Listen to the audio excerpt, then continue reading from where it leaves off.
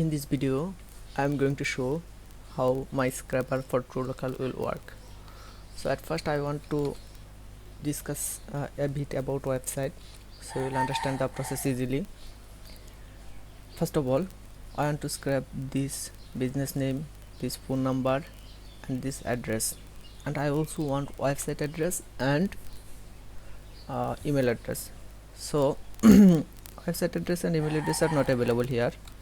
Okay, not available here. There are lots of page and each page contains 30 listings. So for to get website address and email address, I will access this profile page for this listing. Okay, here is the page, here is the URL. So business name, phone number, website address, okay, everything here, and there is also website and email address. But the problem is website address is not located here. You can't access it by saying the page source. Let's unlock it below. Okay, here is the only JavaScript method. No website address is available here, and now I want to find this website address. If it exists in this page, no, this doesn't exist in this page, but the website address is there. It's not in page source. So how can I scrap it? I find a way and I'll show you now. But before that, let's look at this email address. The email address is also not there. You will fill up a form and submit it to server, and server will process with the email address. So server doesn't provide email address here. So I overcome this problem using a technique. I will show you now. So email address here and website address here somehow come in this page with JavaScript or anyhow. So I want to capture that. So I am clicking on inspect element, click right button, and I am going to take a look at network tabs. Okay, click on network tabs, and I am going to make it a bit big, talking to separate window so I can see. And in network tab I am not interested with all requests. I am only interested with XHR requests that are fetched, and those are usually JSON like data. So it's very possible to this data loaded JSON, because I guess this data are loaded through a API call. So I am hitting refresh button, which is F5 in my case. Okay, this page is loading. So page is loaded and I am seeing some request here which contains pass token. That means it's most possible API call. I'll click here to see the preview. Yes, data. Yes, I'm opening listing, and there is only one listing, and here is the website address.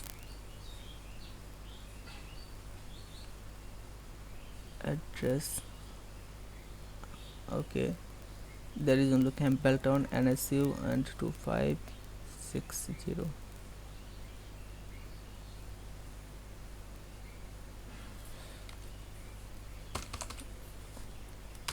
Here is Campbelltown, NSU 2560. Address is provided. So this is the data, and Poltastic Pool and Spa, its business name. Let's check its name. Here its name, business name, Poltastic Pool and Spa. Okay, so basically this data I am looking for. Here is the contacts, this data. Here is the mobile nong, fax nong. Here is the email. Here is the website, and here is also a website, same website but listed 2 times for some reason.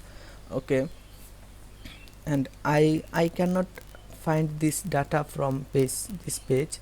If I scrap this page, and the data is not now in page, not now loaded in this page, because let's check it for to see if the data is loaded in this page. Okay, here is the page source, here is my email.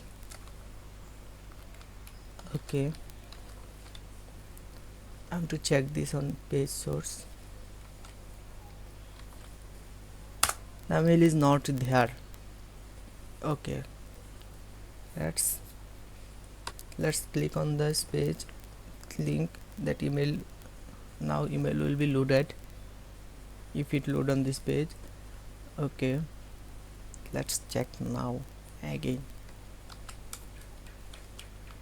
No, zero matching. That means no email is loaded here. It's hidden somewhere here. Sorry, profiles and sources. Yes, it's hidden somewhere here, and it's difficult to find that. From a use of JavaScript. So I am going to use this API. Okay, to use this API, you will need this pass token. So let's click here and see its headers.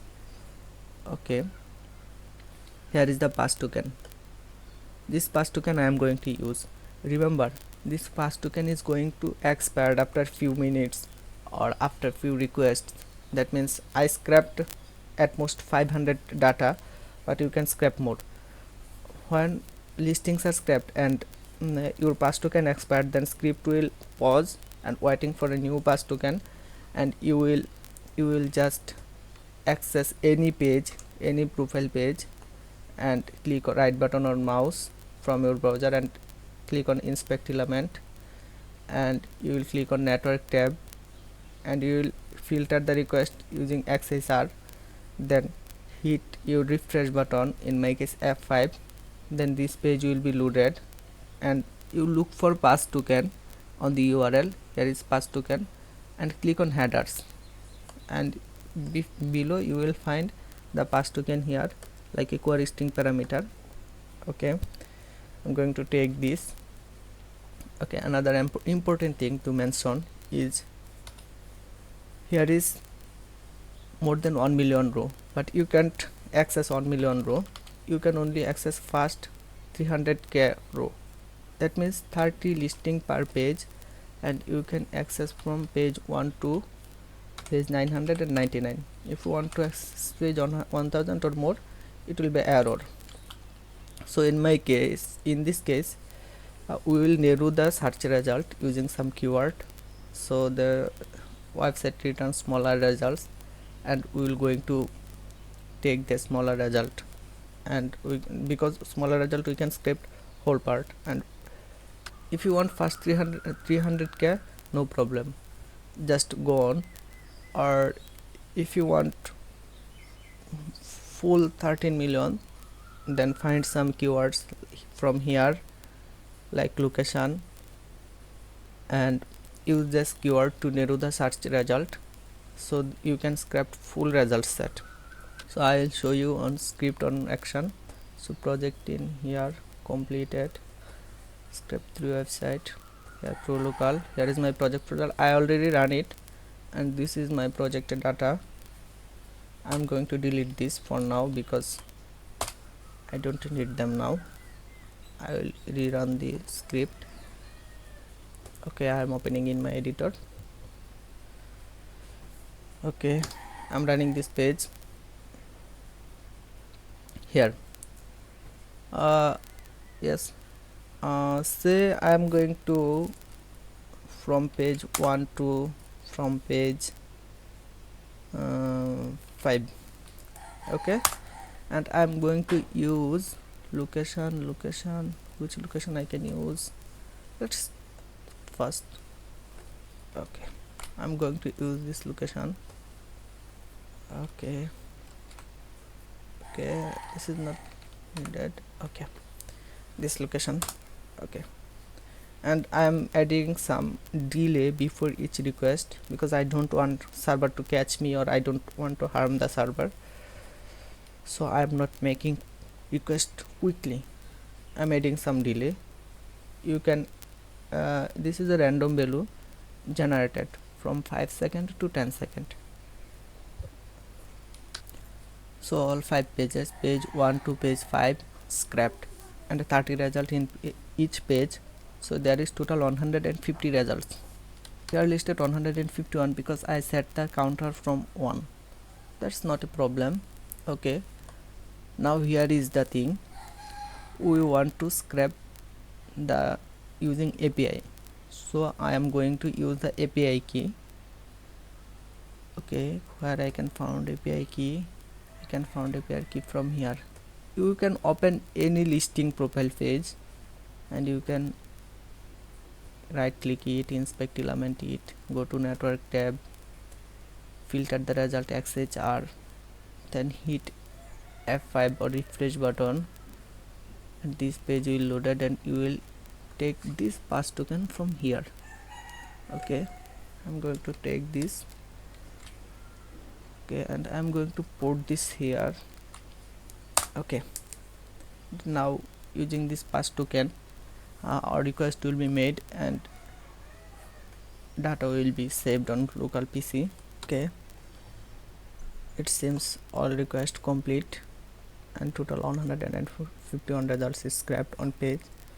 And before every API request I added some delay. Okay, I can decrease it, but this is the best option. So if you're not in hurry, then you use it for good. Okay, now our scraping is done. Let's check our data. Okay, here is all URLs. The URLs I got from navigating the page, pagination. Here those URLs I got. I used these addresses to make API call.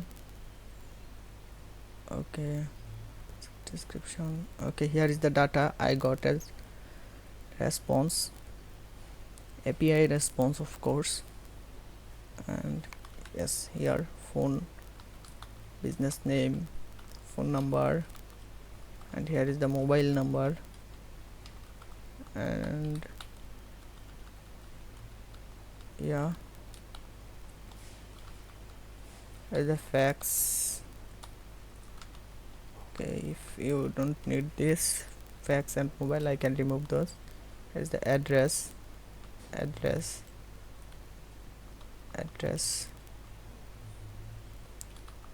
This does not provide address. Here is the website, and here is the email. Yes, for this email and website we are making API call, otherwise we can scrap the profile page. Okay, let's see. Here address also not provided on the page. Let's check. Okay, this is the profile URL from here to before listing. This is the profile URL. Let's check. So this profile URL, no address, no fax is provided. Okay, here just go to that profile URL, from business to here, from here to from here. Okay, let's check the listing. So there was a issue with address that I fixed. Actually problem was, if here I did not handle the case properly, I always assume that address locality address line 2 will always be accepted, always be present in JSON response, but it's sometimes missing. So there occurs a key error and it returns an empty address. So I fixed that. I catches all those exceptions, and then now it's okay. Okay, then website. Okay, website address, and then email address. And this is a good idea to keep data source, because later I can uniquely identify the records using this data source, using this API URL, because there is more than 1 million websites, and if you search using location, there may be sometimes overlap, so you can come up with that, you can overcome with that. Okay, now we are done scraping. Now important thing is, remember here is, when you done one scraping, oh, here is JSON response. I also scrapped a JSON version of this respect. Okay, if you don't want this JSON, I can remove that, no problem. Okay, when you are done with one scrap, then cut your data from here. Let's cut your data from here. I want to save it in data. Okay, let's check.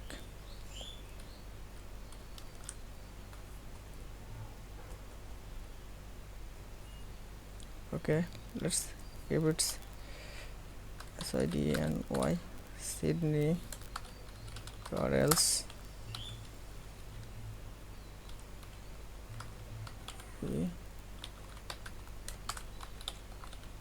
Sydney.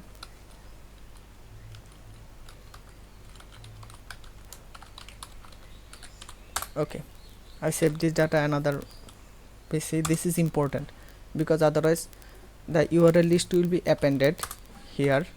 The URL list will be appended and the data will be rescraped. So I remove that, and now I am ready to go with other keyword. I can run it and run for other keyword. And I also added another version which doesn't use API key. That means this version always misses the website address and phone number. So just comment it and comment out it, and now you will make the request without API key. That's our starting point 1, ending point 2, just for checking. DNY Sydney.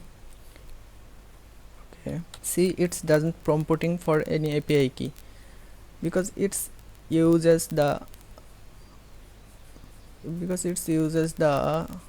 website profile address I scraped from here. Okay, it's not prompting API key, it's just directly goes to the profile page and scrap the result. Okay, it's scraping the results and it will take some time because that is some wait.